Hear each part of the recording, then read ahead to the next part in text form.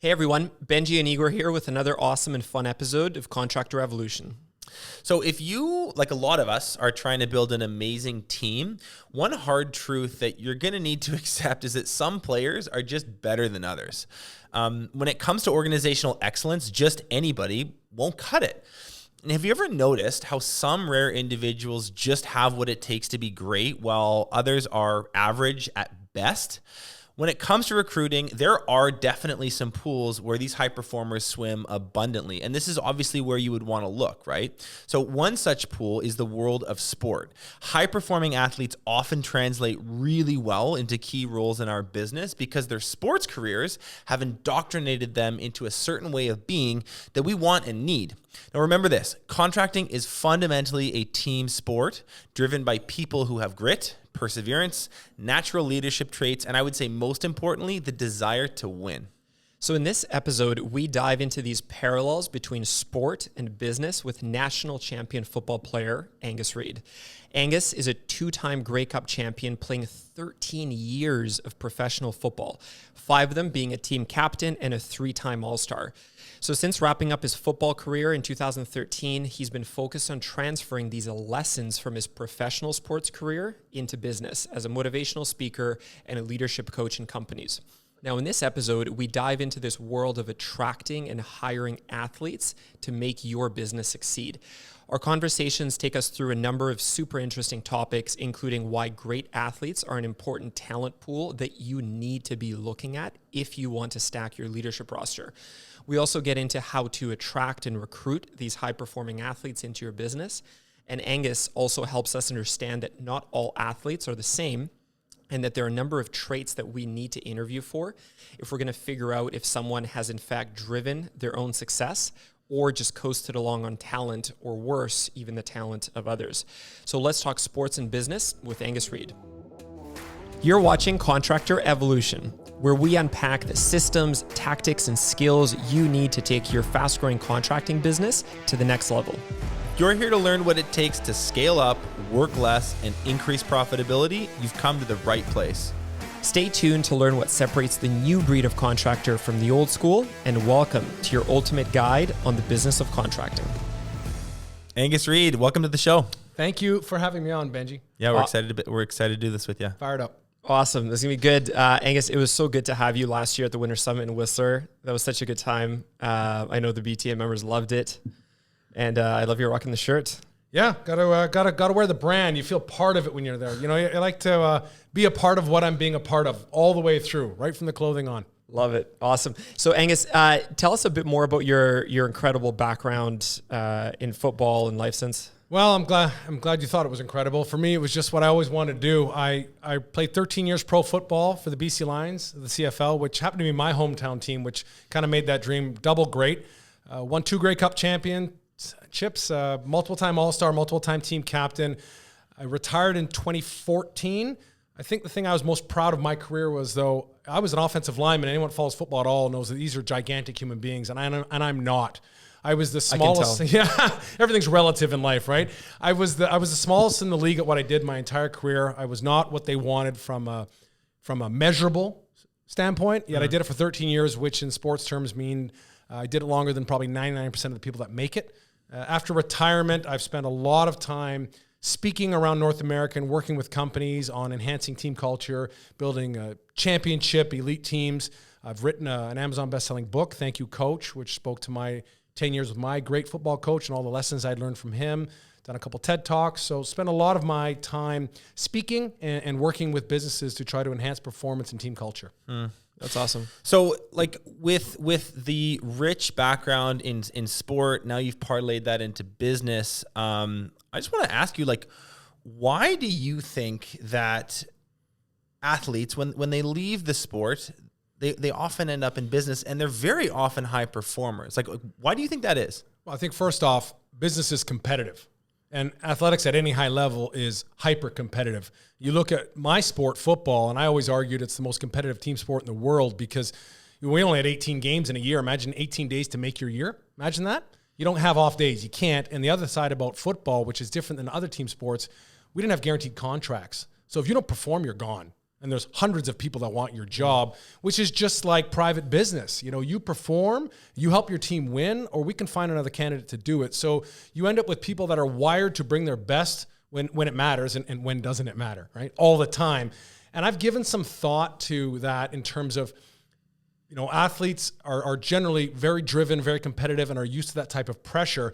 But now that I've given some more thought, I'm not sure if sports makes that or if they vet those people out at a younger age, you know. And when you start playing sports, whether you're talented or not, as the pressure rises, you either like that life or you don't. And by the time you reach the professional level, you're someone that's wired for that. And you've been confident living in that world. And then you get in the business world, it might be a different day-to-day skill set in terms of business, but the wiring is in you. And, you know, it's been developed in you over time. Yeah, you've got, from sport, you have the DNA to be successful in business. Yeah, and it's an interesting question. What comes first? Does sport mold that, or does it vet people out that don't, and does it wrap their arms around people that can do that? And the sweet spot in athletics is having the physical gifts and then also having the mental wiring, because I've played with guys that were physically gifted beyond our dreams, but at the highest level, they mentally can't handle the pressure. Right. And there's other people, I think, that are mentally wired to handle it, and if they're physically good enough, they make it. And those are the ones I think transfer very well, because as I've learned a long time ago, you know, jumping 48 inches or bench pressing 500 pounds or running a 4.4 40-yard dash, that doesn't transfer to business. But handling pressure, preparing, being honest with yourself, handling the criticism of day-to-day life and adapting, that kind of stuff does. Everything you just said reminds me of my swimming career, and I you know, was not at the level that you were, but I swam very competitively throughout high school, and I look at the lessons it taught me. And swimming is like a tough sport. It's a huge amount of hours. It's very, very physically demanding on your lungs. It's like one of those painful ones where you just like, it's like cross country skiing. You're just like the whole time. And there's a few things. I was thinking about this conversation we're going to have. There's a few things that I really pulled from that experience. One of them was just to embrace the mundane. Embrace the suck. Embrace the suck. Right. Like, you're going to have to spend 22 hours a week staring at the bottom of the pool and only able to breathe about every 3 strokes. And that's going to be like 99% of it. Like, the real glorious moments are going to be very few and far between. And business is like that. Totally. Like, it's a week in, week out. Like, clock restarts. You gotta go perform. You gotta go get some results. The objectivity and the focus on like numbers and results is another big one as well. In swimming, we would say, like, you know, the water never changes and the clock doesn't lie. So there's absolutely no hiding from the performance that you just put up. You can't sugarcoat it. Yeah. The time was the time. And again, like, that's something that in business now, I'm super, super proud of that, where it's like, we can have a sucky quarter and I will be like, that was really sucky and that was my fault. Totally. Let's do better next time. But so anyway, those are a few lessons for me, that when you're a young teenager, you're just kind of going through the motions. You don't even get the impact that it has, the springboard effect that it has for you later in life. And now I'm like, man, am I glad that my parents drove me to the pool at 5 a.m, like 5 days a week. Yeah, I think it's a great point, and there's a different conversation when you talk about an individual sport to a team sport, but the part about accepting the truth early on, and that it's not a variable that you can control. You know, I've been told a long time ago that, you know, our job as adults is to prepare our children for the road and not try to alter the road for them. And the way to do that is to get them exposed to the truth early and show that to improve, you need to work at it and get better. We can't make it easier and bend things and adjust to whatever you feel like doing. This is what it is. And you said a word there, the truth. And my offensive line coach, who I wrote the book about in football, he would call game film the truth. So in football, once you get to the highest level, absolutely everything you do is filmed. Everything. Mm-hmm. I mean, they'll film stretch. Why? They want to see what your personality is like today after a bad loss. Do you care? What's your body language? What are you coming to work at? And then every single drill gets filmed. So you are critiqued, graded, and judged on everything you do. And you either learn to accept that or you don't. And you're going to have to watch that in front of everybody. So, you know, every act you do is publicly reviewed. And then you get in the business world and it's like, could you imagine if everyone was filmed all day? You know, you call the authorities because I know they get away with that. But I was wired to know that's normal. I can't hide my performance. Everyone will see it every day. You bring your best and you accept that it might not be great, but we're going to publicly improve it. And that's learning to handle the truth and not just handle it, embracing it. Because that's will only get better if we're dealing with the truth. If we start sugarcoating it and hiding it and working around it, we're not only weakening ourselves, but we are making sure that we will never become our best. And we're weakening our ability to handle that reality that we're going to get hit in the face with sooner or later. So in practice every day, you got to prep someone with dealing with it, and sports does that. So when you look back at your football career from a young guy,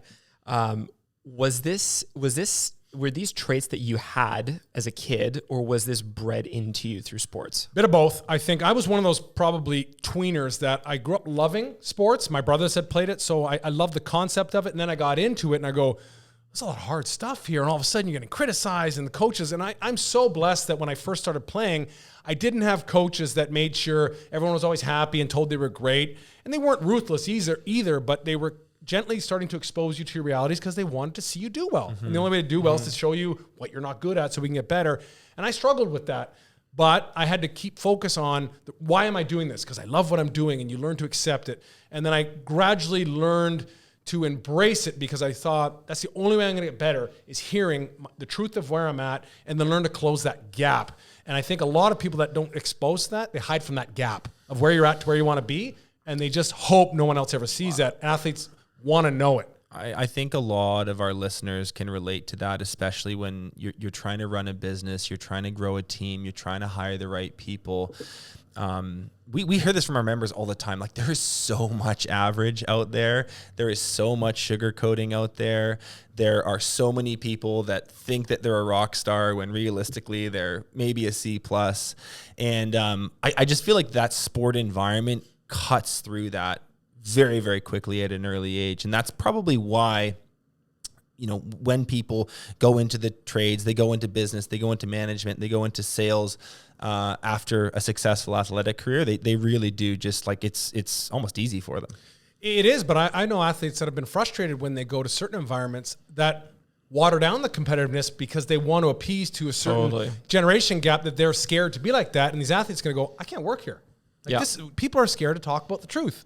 I mean, I've dealt with the truth my whole life to the point that I'm angry when I know that you're not being honest with me because we're wasting time here and I need to get better. I was told a long time ago that, average athletes want to be left alone.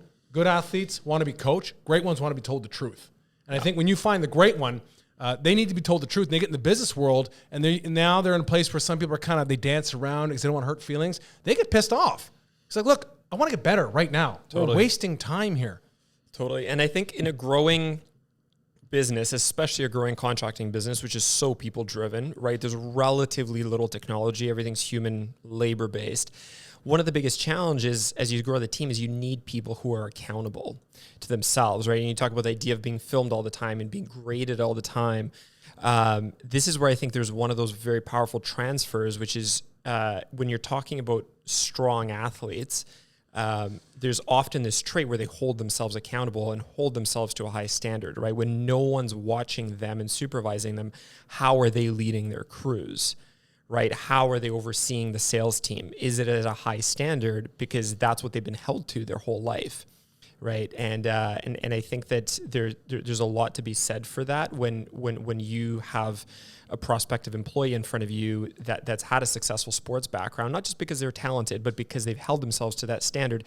Likely, some of these types of traits are going to transfer. And in my experience, I've hired a huge number of people. Then so many interviews. One of the big patterns I've observed is that people typically don't change. And if they have been a certain way when it comes to how hard they work, the type of standard that they hold themselves to, how much they're willing to persevere mentally, if they have that to a very, very high degree, that would have been prevalent through their whole life, and it will continue to into the business world. Yeah, and I think, Benji, something that you had said earlier where, a lot of these people, they think they're killing it, but they're like C+. Yeah. And I think, unfortunately, if you haven't played sports, and even if you have, unless you were lucky to have a really great coach that their mission was to find out how good you can become, and their job was to help you that, a lot of people don't know that it's a C+. they've never seen a better standard. They've never been exposed to it, right? And they've always been told they're doing great. If you've always been told you're doing great at C+, you think C+ is great. And I hate to say, that's not your fault.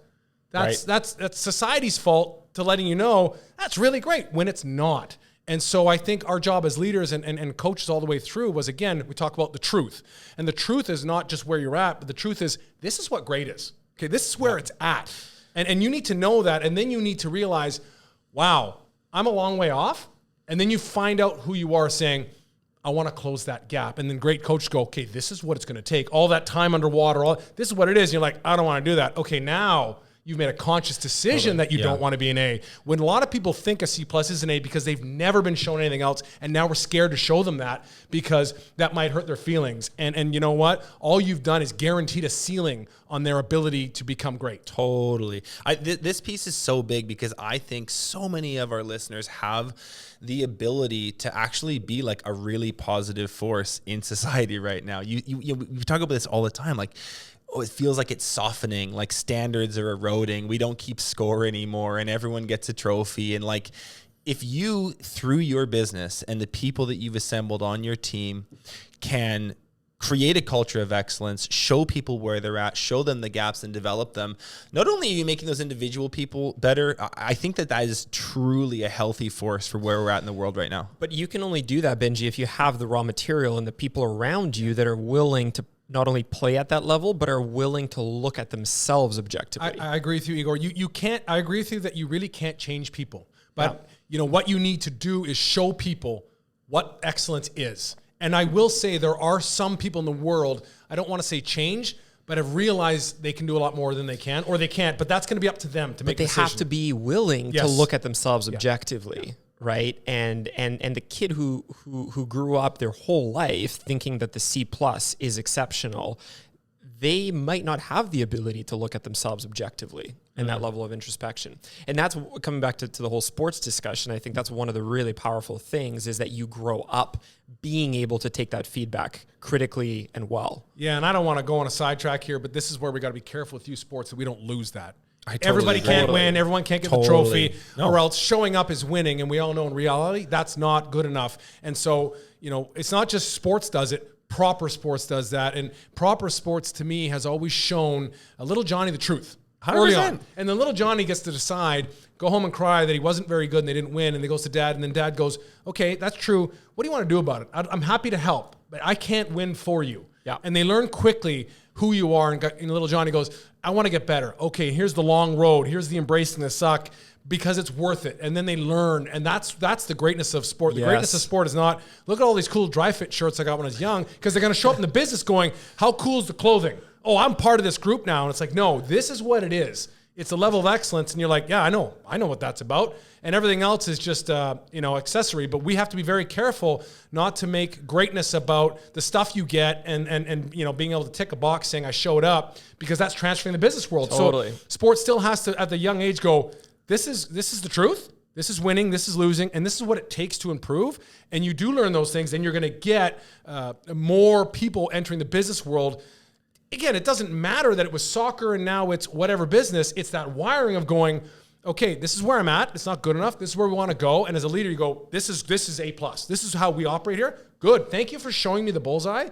And I'm going to find out what it takes to hit it, because that's who I am. And that's taught early on, or it's not. And you're right. It's hard to reteach that. I mean, if it's not there. Oh, I think you can. I think there's a point in time where it's just too late, and those individuals just won't. I've had a lot of struggles with that, right? Like you know this, Benji. On our team, like I do hold a pretty high standard with a lot of people of like what is the line of what's good enough, and I've learned over time that there's certain people that you can hold that standard with, and there's others that you just can't, because they're not wired in their upbringing that way. Yeah. And that's, I mean, we joke about like pushing a wet noodle, but you can't, they won't go.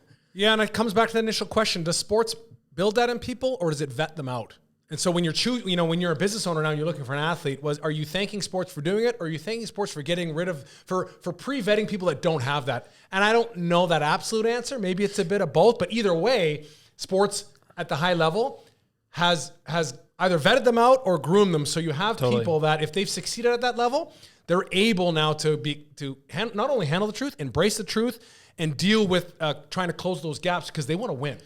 Totally. And I want to dive into this later and touch on some of this vetting stuff. But even just to mention it quickly here, there's a huge difference in the type of athlete, right? We got to be very careful to not use the word sports or athlete generically, because there's something that has separated you from the 999 others, or maybe 9,999 others that you've come across. Right? Sure. Yeah. And, again, there's playing sports and there's playing it at elite level, and then there's playing it for a long time at elite level. Totally. There's huge gaps there. And, some people make it because they're gifted athletically. And I've been around athletes their whole life that have had the red carpet rolled out to them because they were taller than everyone, faster than everyone, bigger and stronger, and everyone else basically did their quote unquote daily homework. They did all the work because they just wanted to bring these people along.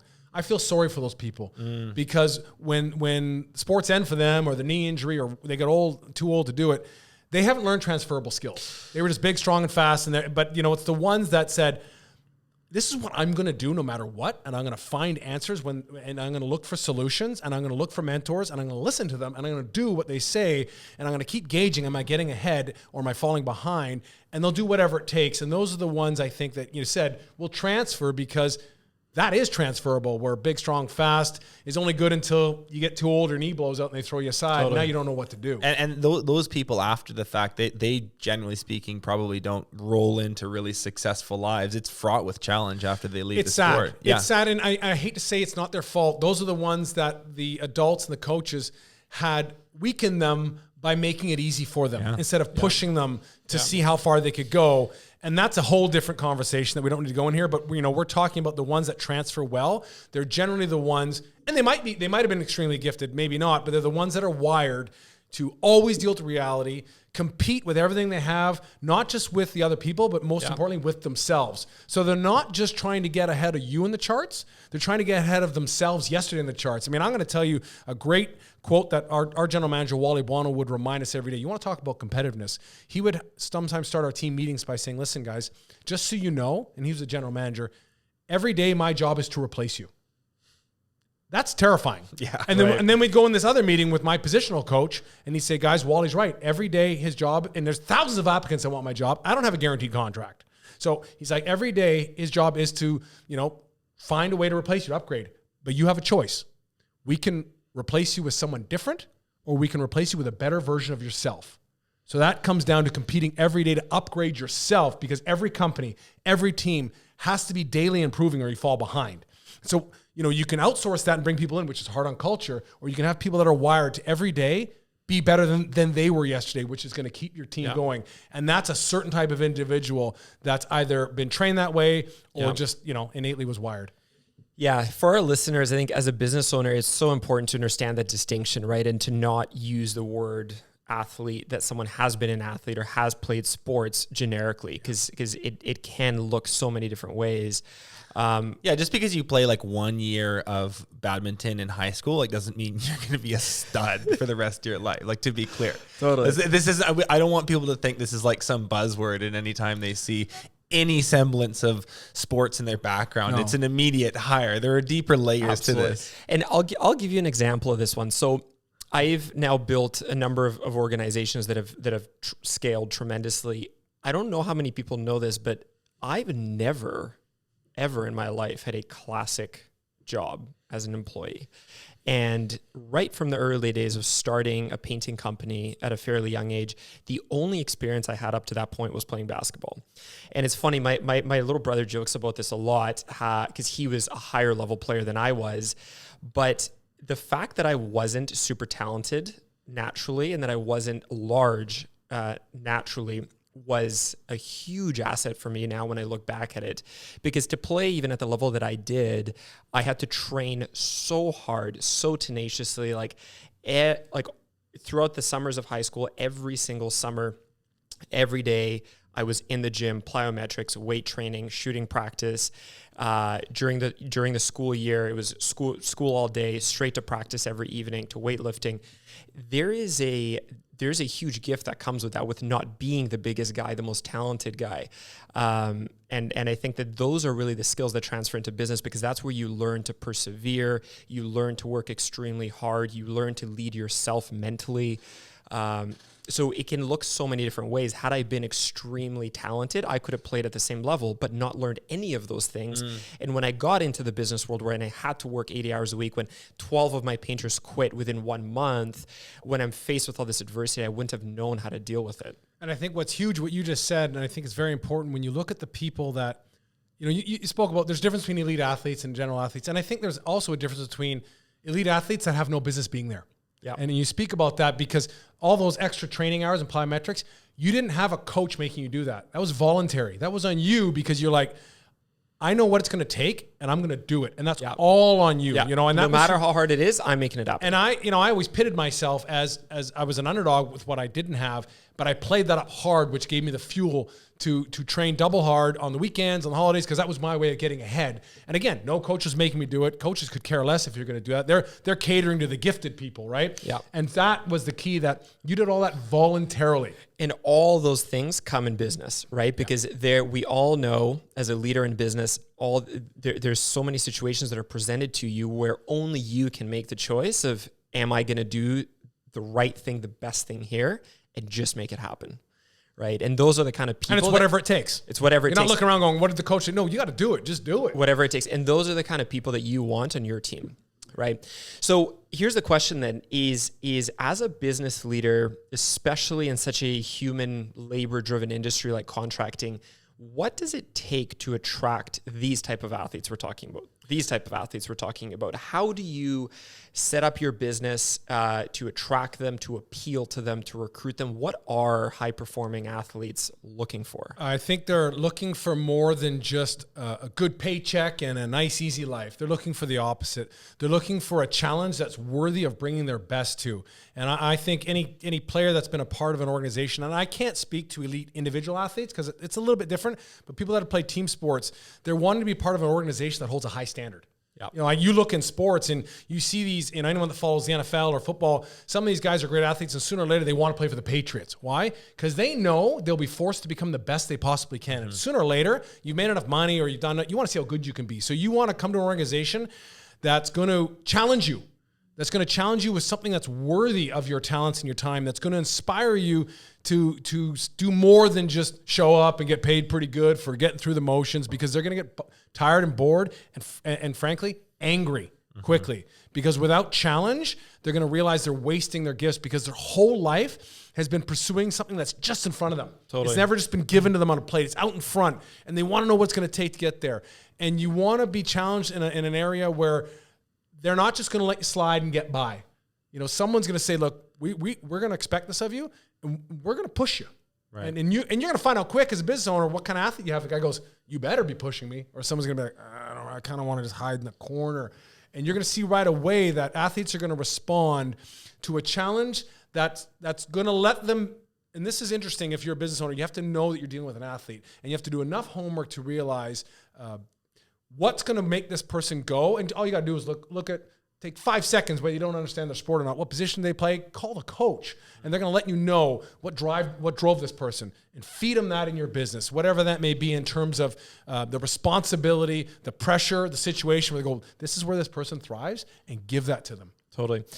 And it's interesting to think, like when you really look at it objectively and ask yourself, how good is my recruiting game when it comes to attracting these people? Because so many business owners, you hear these common complaints of there just aren't enough good people out there, people that hold themselves accountable, perform at a high level. But as you say, if an athlete or any other high performer for that matter is looking for that level of excellence where they perform well as a team, they push each other, they work cohesively, is that apparent in your recruiting? And for most companies, 99% of companies, when I look at the recruiting scene, that's not the case, right? It's you threw up a pretty shitty ad. It doesn't communicate. It doesn't ooze high performance, team, collaboration, holding each other to a high standard, right? Offer them a challenge. Don't offer them a job.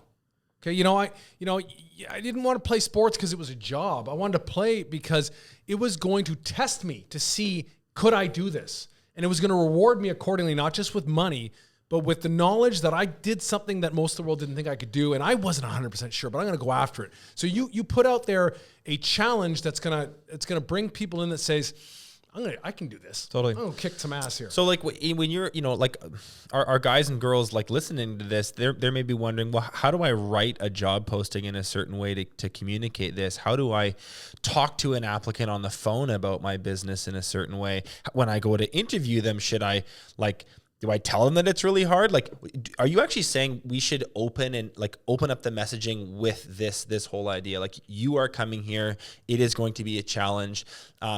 You're going to learn a huge amount from it, but this is not going to be a soft landing. If that's what you're looking for, It is what these guys are looking for. Yeah, but not every single job in your company needs a super high performance crazy. You can't have everyone, certain job titles. But if your role is looking for someone that's going to lead a group and lead a team and go in there, then you know what? We're talking sales managers, production managers. Like, make it exciting. Yeah, totally. Give someone a worthy challenge. I'm going to say, okay. And you know what? Athletes too are used to saying, if I perform, I get rewarded. That's an incentive-based career where it's like, what? Here's not just the money, you show up. This is where we're going. If we get there, there's a big lion's share of win. I'm going, okay, I'm going to get there because that's what I want.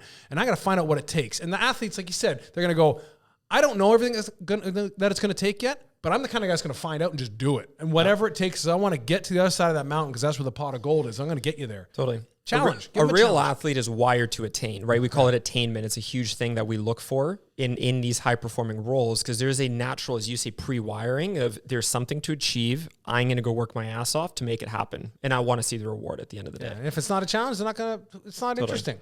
Now, Benji, to your question, coming back to the recruiting piece, right?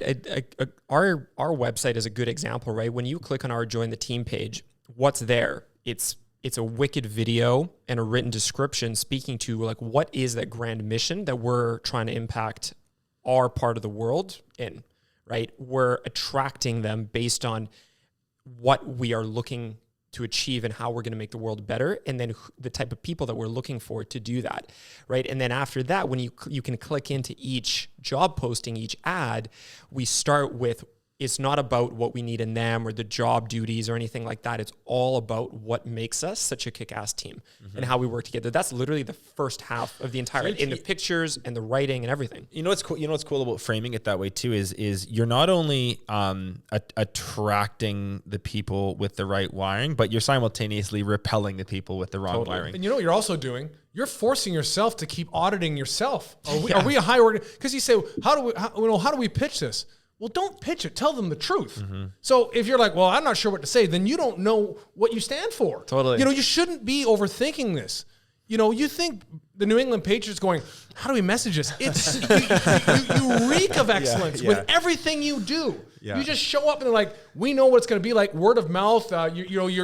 Your brand is out there. It's not like, let's workshop how we should say it. Speak the truth. And if it's not high excellence, then you have some internal thinking to do. Totally. Going, look, we got to raise our own standards. We got to know how are we acting instead of going, how do we pitch this? Like, you're just lying. And they're going to find out 2 weeks later and get pissed off. And then you're going to water down your image because these guys are just trying to manipulate people in here.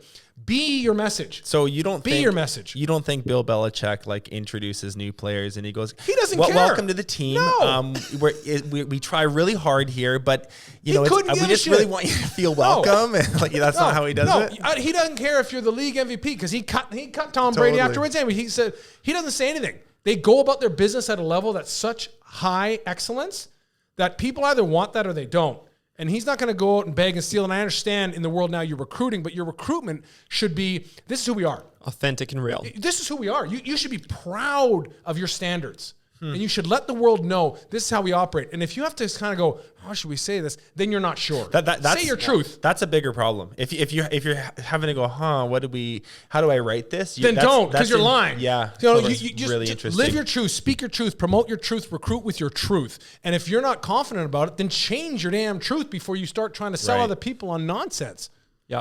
That's one of the most amazing things. I realized that pretty early on in my business career is if you're going to lead high performers, you have to play at a certain 100%. game. You're modeling.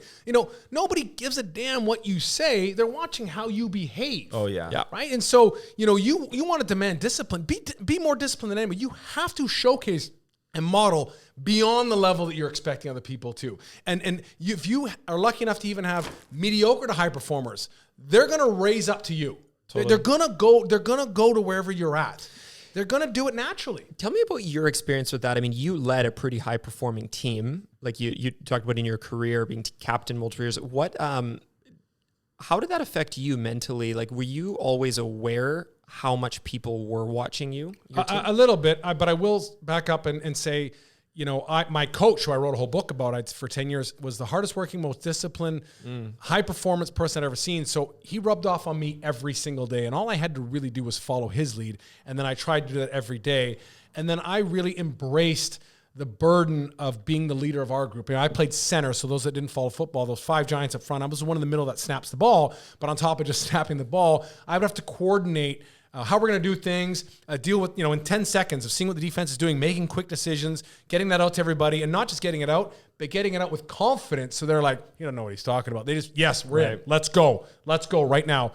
And there's reps in that, but, you know, really it was about getting the confidence from my coach that I could push out the confidence to my people around me, and then realizing, listen, we're not always going to be right, but we're all in with whatever we're doing. And, you know, my coach would always say, and I'm sure it's showing through in this podcast, that volume affects confidence. Right. And all that really means is if you're going to do something, do it with some gusto. You know, so if you're going to recruit somebody or you're going to showcase your brand, have some balls and stand up and do it right. And don't just kind of go, hey, we're really excellent here. We're great. Like, you know, have some pride in who you are and what you're doing. And people will either like it or they won't. But at least if they do, they'll embrace behind you going, this person believes in what they're saying. 100%. Angus, it's funny, I just did ran a webinar yesterday on recruiting. And one of the key themes I really tried to get across is not even just so much like the technical aspects of how to write a perfect job posting and the mechanics of an interview. Like, all that stuff is technique and that can be taught. The one thing I want people to hear is like, you got to sell it, man. Like, sound excited. Totally. If you pick up the phone and you're like, yeah, well, it's a pretty cool job. And it's like $20 an hour. Like, who cares, right? Like, you should be talking to every applicant as if like you were the most excited person in the world and this is the coolest company and the coolest job that they could ever even look at. And if it's anything less than that, the A players, the people that you want on your team, they've got 4 other interviews that week and they're going to go to the person who is excited. Yeah, and I'll one up you. If you want to go after elite performers, you let them know, maybe this isn't for you because this is what we're going to expect. Totally. You know, you find out who someone is and you say, oh, I think you're unbelievable. You're going to do so well. And go, you know what? This is going to be challenging. It's going to be tough. There's huge awards. It's not for everybody. And you know what? It takes a really special person to fill this role. And someone goes, that's me. Or, you know, kind of go, I think you're going to be unbelievable. You're going to do so great. You're going to be amazing. You know what? I've had my ass kissed for 25 years. I need a damn challenge. And the guy says, listen, this is going to be a tough go. But the rewards are going to be amazing, and that's the way we hold things here. Not everyone can do this at our level here, and that's what makes us different. Someone's like, shit, okay, I want to do this. Yeah. You find out quick who that person is. Totally. Do they not call you back, or they're like, they show up tomorrow going, thank you for giving me something worthy of my energy. And when you are a high-performing organization, when you are this evolved kind of contractor, we all know what the general scene looks like out there. There are relatively few companies that expect and that play at this kind of standard. And what you're saying, I guess it's okay to shout that from the rooftops in your recruiting. You know, not? When this memory is coming to me, Igor, remember like day one when at least I started with Breakthrough Academy, I met you in that gas station in Kitsilano and you handed me the computer. You said to me, you're like, we're going to do a lot of amazing things on this computer. It's going to be a lot of work. Yeah. Totally. And I was like, okay, cool. Yeah, and you responded to that, right? Yeah. It just was like, it was a good little shot across the bow where I was like, oh, okay, yeah, this is not going to be a cakewalk. It's good. And here we are. It was not. No, and here we are. Yeah. Totally. So still isn't. Yeah. So I think that I love what you guys are saying. Like, it's absolutely okay to challenge. It's okay to exude the confidence and the expectations fully in the way that you recruit. And if you're copywriting, if you're writing in your ads and the joining the team section of the website doesn't echo that, it needs another look. If you don't have a video that can spread your message better than the words, you should think about that. All of your job postings for every single role, they shouldn't just be about what is needed, your job description, your duties and your compensation and all that other stuff. That can go later. The bulk of it is about how you guys perform as a team and what's expected of you and the type of standard that we're looking for. Yeah, because I think you're going to find out if they don't fit that after the fact if you don't put it there, and that's on you. Totally. You want to see who's going to rise to the challenge of the job description, not who falls later when you find out that that's not who they are because they wanted to make this salary and they thought they could do this job. You know, I always say in any type of interview process, the most important thing is find out what this person's made of, not what they know how to do. And the easiest way to do that is to put stress on them right off the bat, or put the challenge on them right off the bat, and watch the response.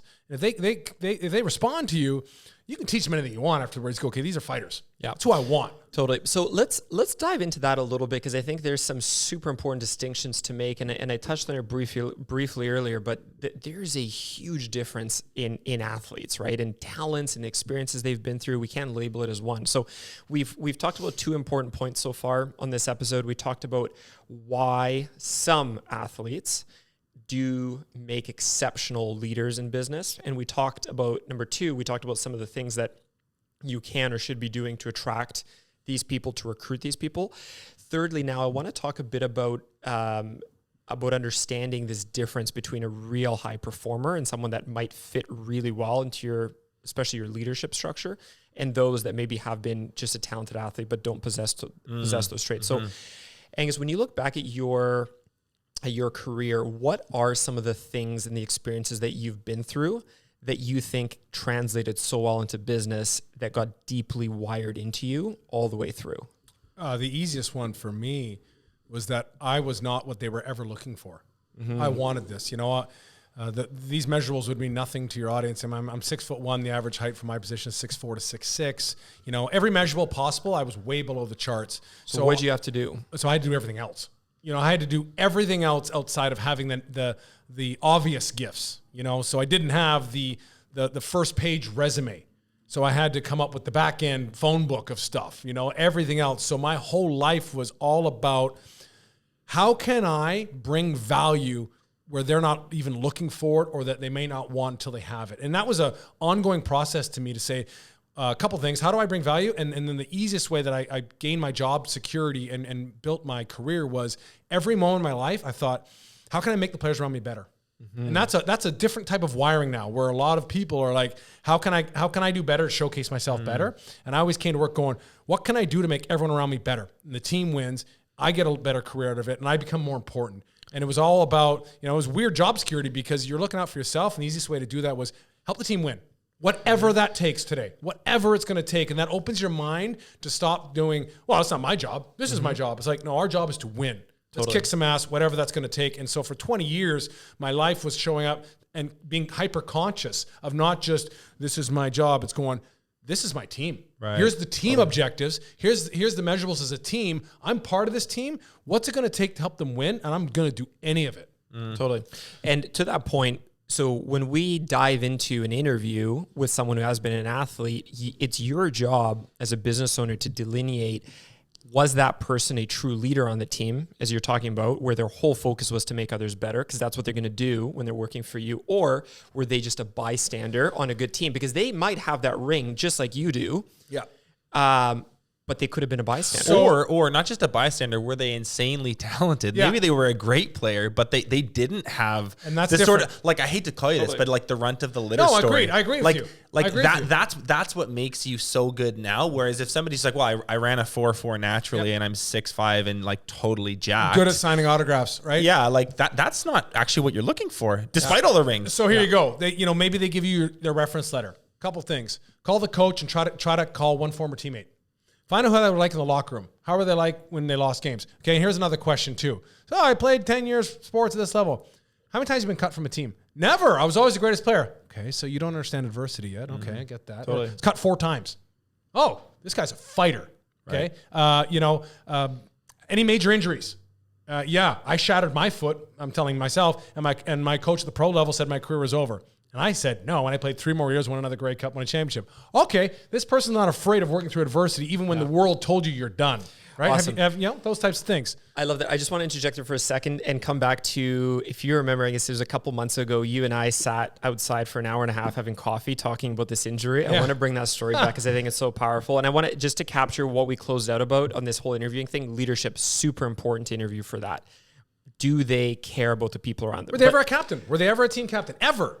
Now, let's move to the second one, though, because I want to come back to the story. Can you tell us quickly the story of that night and what happened with the foot and what ensued right there. I'll try to make it quick. So 2009, I was 9 years into my pro career. I hadn't had a serious injury yet. Been really lucky.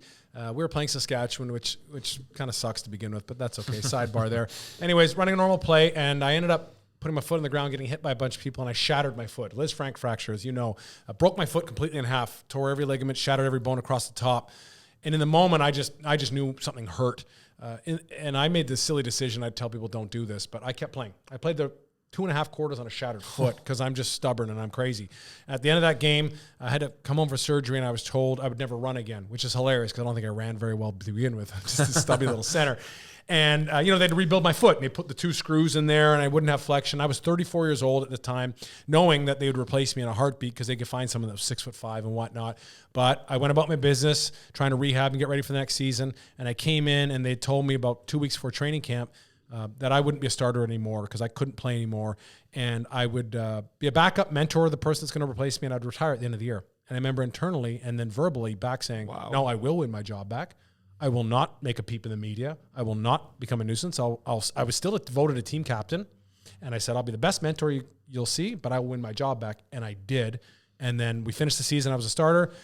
Started great 2011. I was the All-Canadian center, top center in the country. Won the Grey Cup at home. 2012 was another All-Star center. We were 1 game short, and 2013 was my last year. So, I learned a valuable lesson there that crazy stuff happens to you don't plan for. All that matters is how do you respond.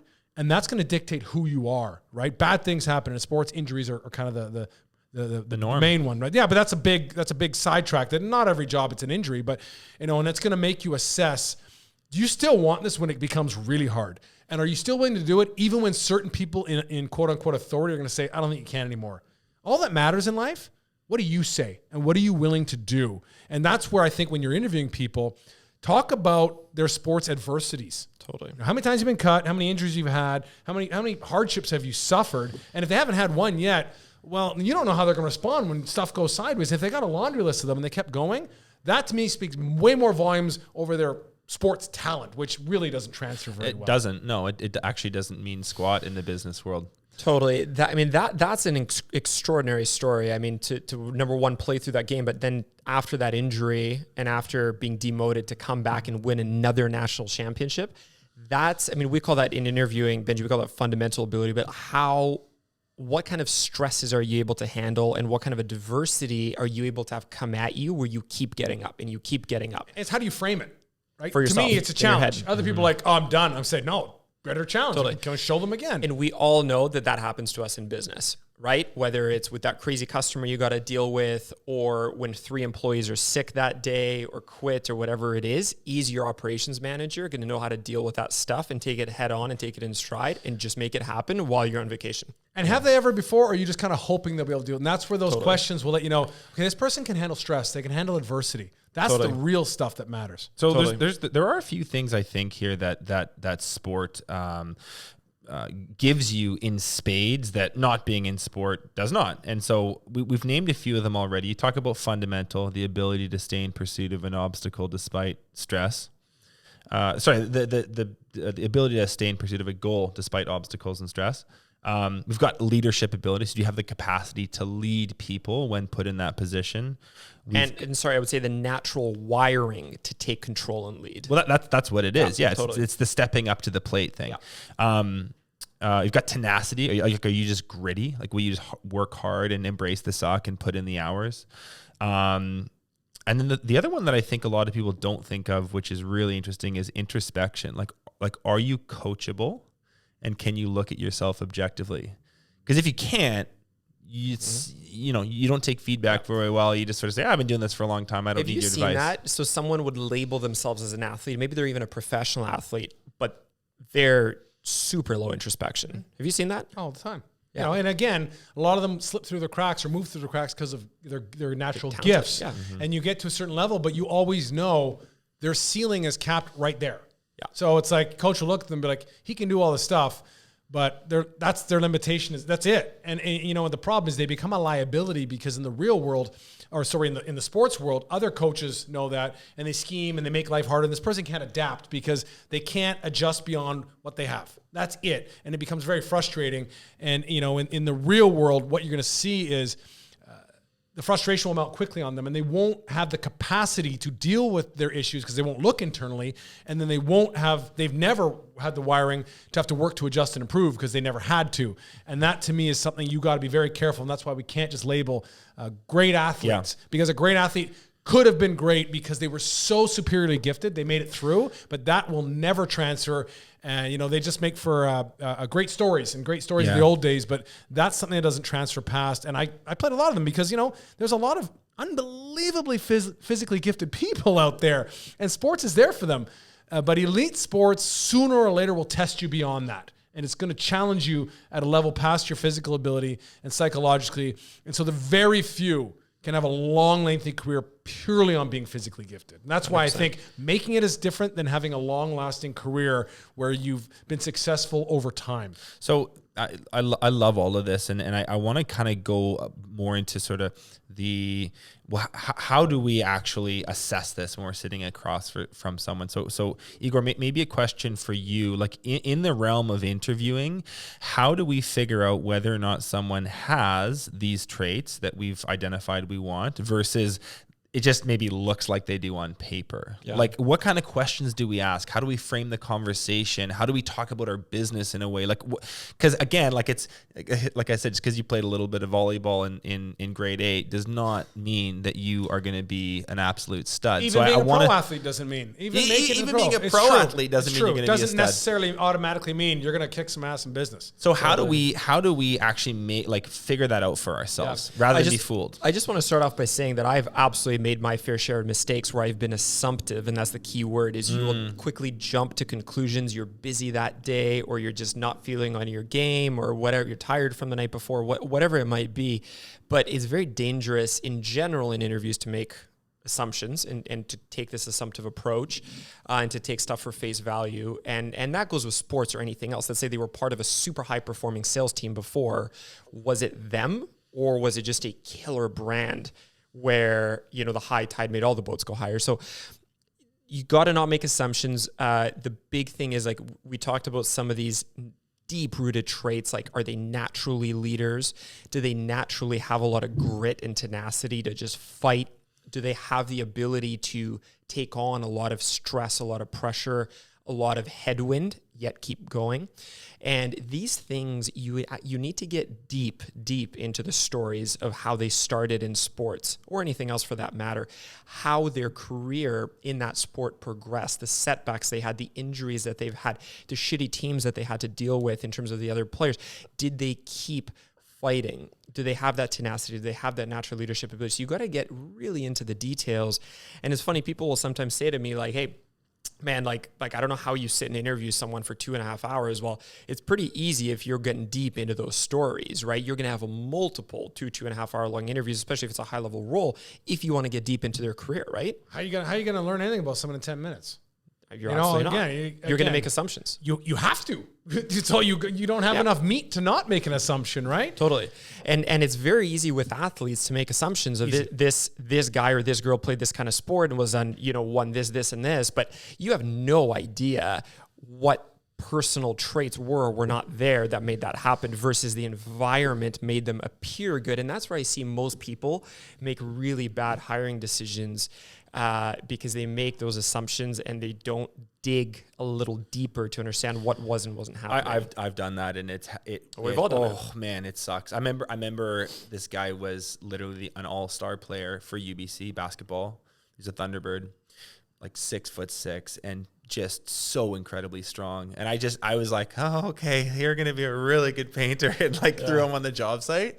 And he was there for like a month. He was totally toxic, completely uncoachable, not a team player at all. Totally. And he left for another business for like a buck an hour more, like a month in. I just was like, oh my God, did I ever? I overlooked a few things. At least it was only a month, though, right? I mean, at least it wasn't too totally. long. But the point is, I overlooked majorly. Right? You just was like, okay, like I sort of saw sports on the resume and just assumed that this is a shoe-in. Exactly. Yeah, I can tell you, spend 5 more minutes giving his coach a call, and the coach maybe gives you insight to call one other player on the team.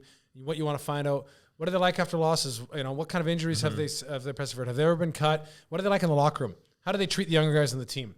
Who are these people as people? I know you scored 20 points a game. Great. I mean, there's a million ways you can get that done. Who are you when it matters? Totally. Right? Are you a guy that shows up early, shows up late? Is your locker kept clean, or are you letting other people clean up after you? Who are you?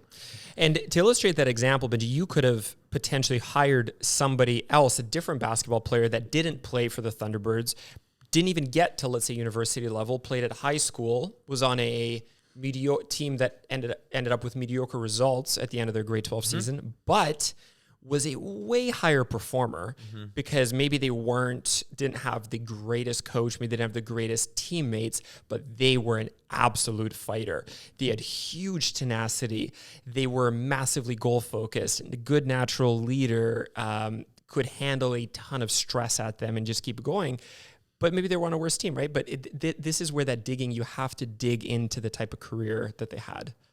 You got to do it on the front end. You got to do the work, or you're going to find out on the back end that you didn't. Totally. So guys, on that note, there's so much more that we can talk about in and around how to lead high performers, how to create super high performing culture. But I'd say we bring Angus back for another episode down the road for that conversation. Let's do that. I know we're going to have him back soon. Angus, I want to actually end just so our listeners can learn, like where can people find out a bit more about you? I have my website, angusreid64.com. On social media, you'll get me on the usual sites. I speak a lot. Obviously, with COVID lately, it's kind of done a lot online now with businesses, but hopefully we get out of that and I can get back to being in-house, working either at conferences or directly with companies on their teams. I do a lot of work on trying to make teams elite, on improving their communication and ultimately their performance. But yeah, the usual social media sites. My book is available on Amazon. Thank you, Coach. I have a couple TED Talks out that are easy to find online. Easy to interact with. I'm the one that responds to anyone that reached out to me. It's me. You reach out to me, you're going to hear back from me. Awesome. So in summary, guys, number one, great athletes have a strong chance, I would say, at being a great fit for high performing teams. I think that's one big takeaway I've understood from this. It's a good place to look. It's a good place to look. There's so many parallels between high performing sports and great business. Number two, there's quite a number of things you got to do to set up your business to attract high performing athletes. And number three, don't make assumptions. It's important to understand the traits you're looking for and to be able to dig, because not all athletes are the same, to say the least. No, not at all. Awesome. Angus, thank you so much for doing this with us. It's been really fun, and we'd love to have you back. No, thanks for having me, guys. This is a lot of fun. Thank you. Awesome. Thanks, Angus. Hey, if you enjoyed this show, hit that subscribe button. It's what allows us to produce more awesome content for you, totally for free.